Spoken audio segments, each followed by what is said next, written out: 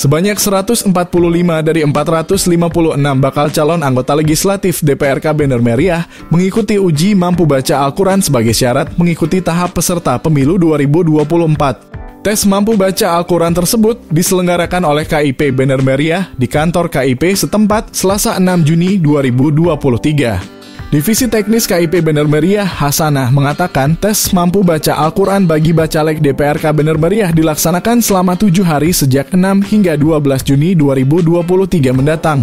Menurutnya, tes mampu baca Al-Quran dilaksanakan sesuai dengan keputusan KPU Aceh nomor 37 tahun 2023 tentang petunjuk teknis.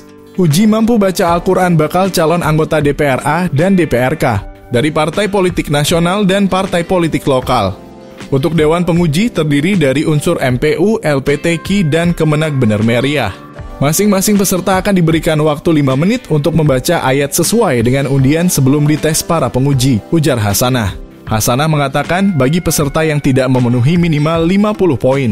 Dari 3 aspek yang dinilai, yakni aspek penguasaan ilmu tajwid, fasahah, dan adab akan dinyatakan gugur untuk mengikuti tahap selanjutnya. Masing-masing aspek disepakati dengan bobot nilai 40 poin untuk maharijul huruf, 40 poin untuk harkat, dan ma'ad 20 poin untuk adab. Untuk itu, peserta harus memanfaatkan waktu dan mengerahkan kemampuan secara maksimal di hadapan Dewan Penguji. Untuk diketahui, tes mampu baca Al-Quran untuk seluruh Indonesia hanya dilakukan di Aceh.